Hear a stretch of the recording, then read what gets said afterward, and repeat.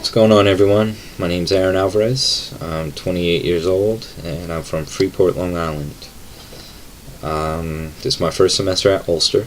It's also my first time taking any sort of online courses, so I'm looking forward to a hopefully good experience. I'm pursuing a degree in computer science, and I chose this field because it involves a lot of problem solving, logical thinking. I love math, so that plays a big part. There's the freedom to build projects on your own or work as a group to achieve certain goals, and they make a ton of money, so can't complain about that. I currently work doing telecommunications under Verizon. That involves a lot of fiber optics, Wi-Fi and LAN systems, phone systems, things of that nature. I'm a huge Raider fan, and football's literally right around the corner, so I'm really excited about that. Golf is a sport that I picked up this season. My dad got me into it, so naturally I want to get good enough to beat him. And I don't know if it's true or not, but I like to tell myself I'm getting better, so I'm going to stick with that. The stock market recently piqued my interest, so I dove in head first, and YouTubing as much as I can, reading different articles, trying to learn the trends and different techniques and how to approach certain stocks. And I'll probably be making an investment real soon, so wish me luck. In regards to the text, I read a couple sections that really stood out to me, so I'm going to go through those. The first was personal brand, and in my mind that's extremely situational.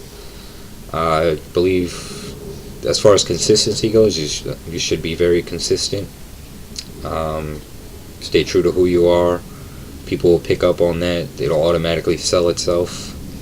But there is times, like for instance a job interview, where I would go in and I would only talk about the things that the employer wants to hear, what I think they would want to hear, what I think they would want to know about me to make me perfect for that specific position.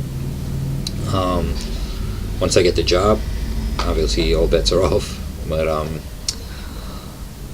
channels, I did a little versus between texting and calling. It's also situational. For me, texting, I like to keep it short and sweet. Not important matters, maybe like here's the address, or what can I get you on the way to your house, or anything like that. Anything with any kind of importance, at least a phone call. If not, I prefer face-to-face. Excuse me. Emotions play a big part in conversations like that. Facial expressions, tone of voice. It's just easy to be misunderstood when writing a text message.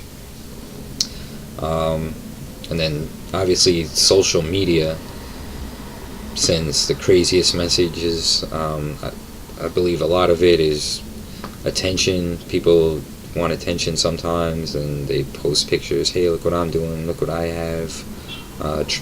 Try and do this. You wish you had that, kind of thing. But then there's also the good sides for like businesses, where people want to promote a new CD or a piece of artwork they made or anything like that, and that gives them unlimited potential of how many people they can reach. So that's a plus side. Circumstances, I took a quote from that section that really hit home, I guess. I think it maybe relate to everybody. It says, reflection about past communication choices will help you think carefully about future interactions.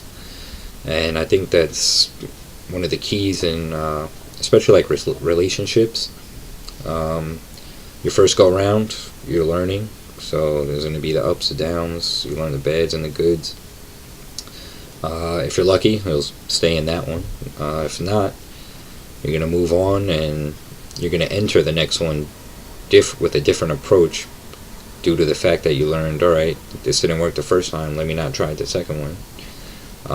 Well, some people do, and that's why they're married and divorced 10 times. But yeah, and then as far as like friendship relationships, you get to learn the ins and outs of a person.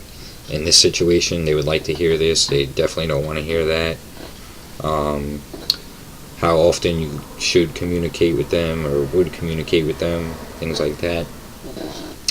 And then as far as the different kinds of communications, I ranked them hardest to easiest for myself. First was public speaking, which terrifies me.